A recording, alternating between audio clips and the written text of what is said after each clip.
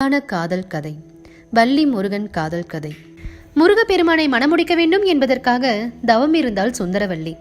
அவளுக்கு கந்தபெருமான் அளித்த வரம் காரணமாக வள்ளிமலை என்ற பகுதியில் வேடர் குலத்தில் உதித்து வள்ளி என்ற பெயரில் வளர்ந்து வந்தாள்.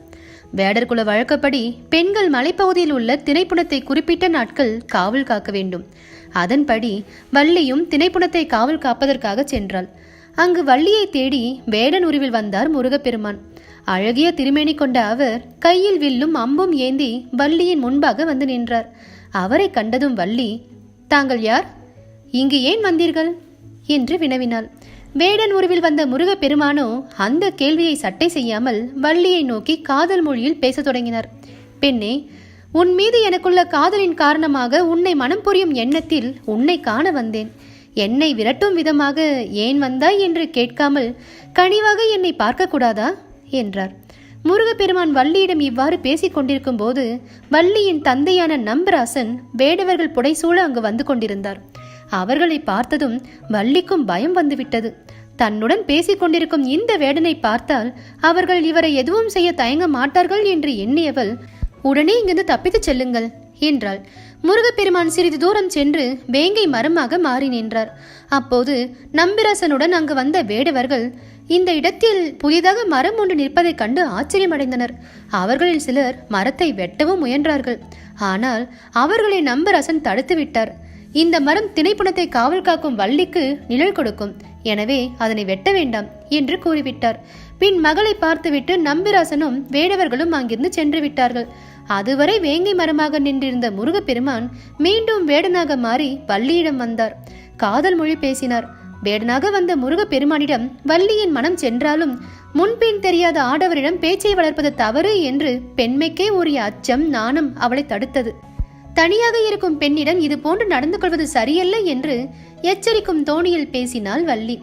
மறுமுறை முதியவர் வேடத்தில் வந்தார் முருகப்பெருமான். மிகவும் பசியாக இருப்பதாக கூறிய அவர் சாப்பிட ஏதாவது தருமாறு வள்ளியிடம் கேட்டார். இரக்கம் கொண்ட வள்ளி தினை மாவும் தேனும் கலந்து முதியவருக்கு கொடுத்தாள். அதை உண்டு முடித்தவர், தாகமாக உள்ளது, தண்ணீர் பருக வேண்டும் என்றார். அவரை அங்கிருந்த சுனை ஒன்றுக்கு அழைத்துச் சென்று நீர் பருகவும் வைத்தாள். உன்னால் என்னுடைய பசியும் தாகமும் தீர்ந்து விட்டது. ஆனால் இப்போது காதல் மோகம் தலை தூக்கி விட்டது. என்னை நீ மனம் புரிந்து கொண்டால் உன்னை நான் உலகம் போற்றி துதிக்கும் வகையில் உயர்த்துவேன் என்றார் முதியவர். இந்த வார்த்தையை கேட்டதும் கோபத்தில் கொந்தளித்தாள் வள்ளி. இந்த தள்ளாத நிலையில் தவம் புரிய வேண்டிய வயதில் இது போன்று பேசுவது உங்களை போன்றவருக்கு அழகல்ல. தாங்கள் பேசியது எம் குலத்தவர்கள் யாருக்காவது தெரிந்தால் உங்கள் உயிருக்கே ஆபத்தாக முடியும். நான் மேலும் சினமடையும் முன்பே இங்கிருந்து சென்று விடுங்கள் என்று கூறிவிட்டு திணைப்புணம் இருக்கும் இடத்திற்கு விரைந்து சென்றாள். எப்படியும் வள்ளியை திருமணம் செய்ய வேண்டும். அதற்காக தன் அண்ணனான ஆனைமுகனிடம் வேண்டி அவரது உதவியை நாடினார் முருகப்பெருமான். தம்பியின் காதலுக்காக ஆனைமுகன் யானையாக மாறி வள்ளியை நோக்கி ஓடி வந்தார். யானையை பார்த்ததும் அஞ்சி நடுங்கிய வள்ளி முதியவரை நோக்கி ஓடிப்போய், யானையிடமிருந்து என்னை காப்பாற்றுங்கள் என்று கூறி அவரது நெஞ்சில் கண்களை மூடி தஞ்சமடைந்தாள். அதை பார்த்ததும் யானை அங்கிருந்து அகன்று காட்டிற்குள் ஓடி மறைந்தது. வள்ளி கண்விழித்து பார்த்தபோது முதிர்ந்த தோற்றத்தை நீக்கி ஆறுமுக பெருமானாக அழகனாக நின்றிருந்தார் முருகப்பெருமான். தங்கள் குலத்தவர்கள் தெய்வமாக வணங்கும் முருகப்பெருமானை தன் முன் நிற்பதை பார்த்து கை கூப்பினார் வள்ளி. அவளது முற்பிறப்பை அவளுக்கு உணர்த்திய கந்தன் மறுதினம் வருவதாக கூறி அங்கிருந்து மறைந்தார்.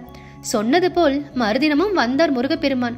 அவர் வள்ளியோடு அமர்ந்து பேசிக் கொண்டிருந்த போது வள்ளியின் தந்தை நம்பராசனும் வேடவர்களும் அங்கு வந்துவிட்டனர்.